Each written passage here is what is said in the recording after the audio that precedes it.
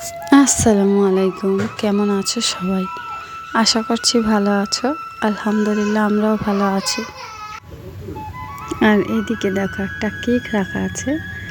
আর আমার ছোটো ছেলে যে ছুরিটা কামড়াচ্ছিল, মানে তার জন্মদিন। তো আমাদের মুসলিম শরিয়াতে এটা মানতে নেই আর পালনও করতে নেই। তো আমার বর বারবার করে মানে কোনো দিন মানে কেক এরকম এনে আমরা খাইনি বা খাওয়া হয়নি। তো এই একটা মানে জন্মদিন বলে কথা। তা আমার বর বাড়িতে ছিল না, ছিল কাজে। যেহেতু আমার খুব শরীর খারাপ ছিল, সারাদিন ওষুধ খেয়ে এখন একটু ঠিক আছি। আর আমার বর সেটা জানে না যে মানে এখন একটু সুস্থ আছি। ভিডিও কলে দিনের বেলা আমাকে দেখে মানে অনেক চিন্তা করছিল, কাজ ছিল হাতে, অনেক মানে আর্জেন্ট কাজ ছিল। কাজ না করে দুপুরবেলায় গা হাত পা ধুয়ে ভাত খেয়ে মানে বাড়ির জন্য বেরিয়ে গিয়েছিল। তো আমি কিছু জানতাম না, হঠাৎ দেখি সন্ধ্যাবেলা মানে কেক টেক নিয়ে বাড়িতে এসেছে।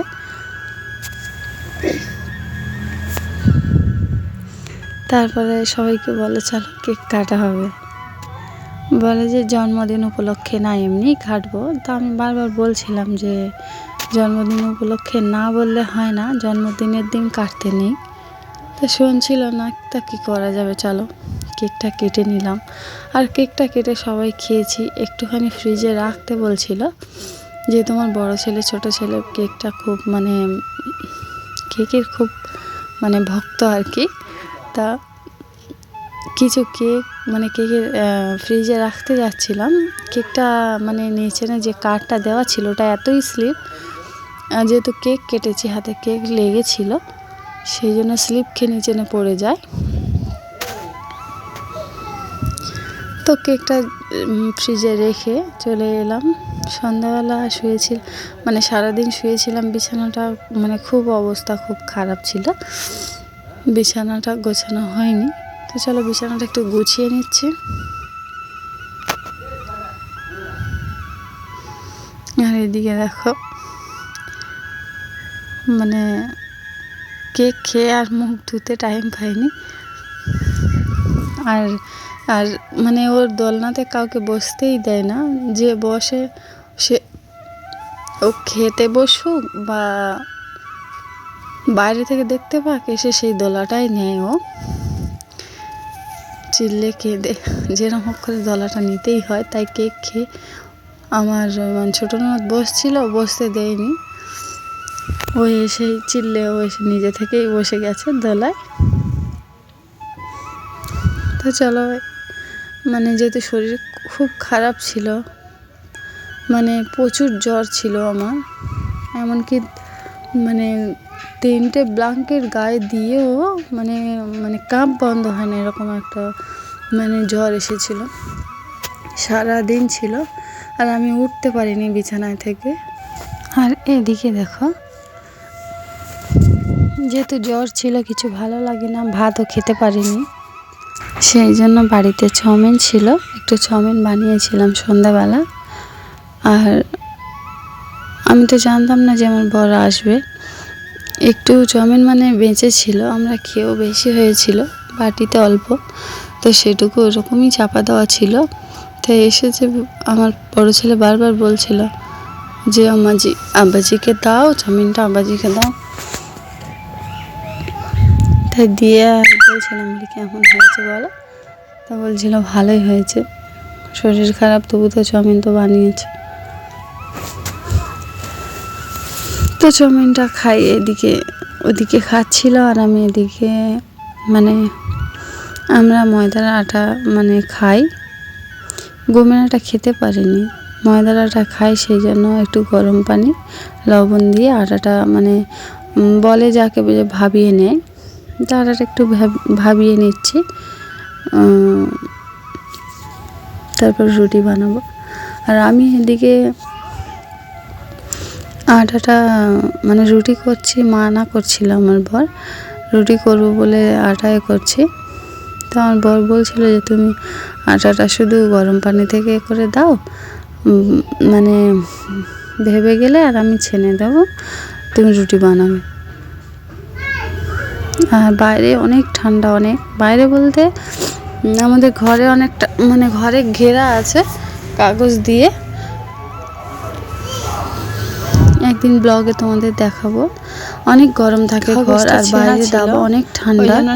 তাই বলছিল যে তুমি এত ঠান্ডায় মানে দাঁড়িয়ে দাঁড়িয়ে রুটি করবে অতক্ষণ ধরে, আমি ছেনে দিচ্ছি। ছানতে বানাতে তো টাইম লাগবে, তাই জন্য বললো যে আমি ছেনে দিচ্ছি, তুমি রুটিটা বানাবো। বললো যে তুমি আটাটা মানে করে রাখো। আর জ্বর হয়ে হাতে তো মানে কোনো মানে শক্তি পাইনি, সেই জন্য বারবার আটাগুলো পড়ে যাচ্ছিল হাত থেকে। তাই আমাকে বলছিল মানা করছি, কেন বানাচ্ছ, ভাবানো বলে ভাবিয়ে নিয়ে বললো যে আমি রুটি কিনে আনবো দোকান থেকে। আমি বলি না, কিনে এনে খেয়ে পেট ভরে বলো। তাছাড়া এসেছে আমি বের করছি একদিনের জন্য বা দুদিনের জন্য যদি কিনে খায়, বাইরেও কিনে খায়, যদি ঘরে তো কিনে খায় তাহলে ভালো লাগে। ঘরে আসতে উঠছে, দেখতেই পাচ্ছে।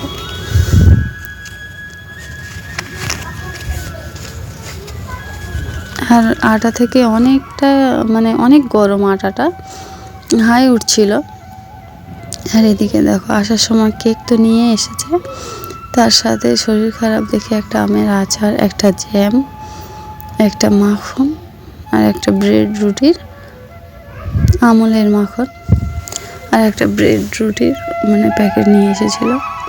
বললো যে সকালে বা সন্ধ্যা যখন ভালো লাগবে, ভাত তো খেতে পারো না, এগুলো খাবে। তাই আমি বলছিলাম এমনিতে কিছু খেতে পারি না, আর ওগুলো মানে খেতে পারবো? তো বলে রেখে দাও, এখন না পারো, একটু জ্বরটা কমলে খাবে। তো চলো, ওইদিকে আটা তো ছানছে, আর আমি ওইদিকে কাগজটা অনেক স্লিপ, সেই জন্য নেতাটা মানে কাপড়টা বিছিয়ে ওর উপরে বেলনা দিয়ে ছানবো। আটাটা দেখেছো ছেনে দিয়েছে, কত সুন্দর ছেনেছে আটা।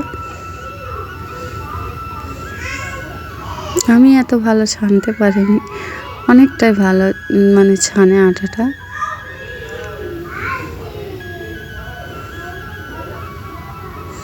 তো আমি গ্যাস এখন জ্বালাইনি, যেহেতু আমি রুটি মানে বেলতে বেলতে তাওয়াটা অনেক গরম হয়ে যায়, ফের আবার আস্তে করতে হয়, সেই জন্য আমি রুটিটা বেলে নিয়ে তাওয়াটা জ্বালিয়েছি।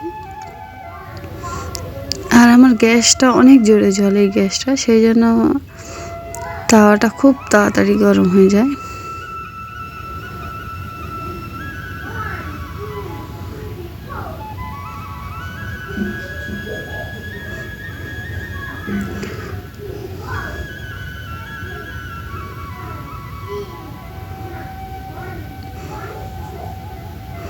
তো চলো আমি রুটিগুলো এক এক করে নিই, তারপরে কথা বলছি তোমাদের সাথে।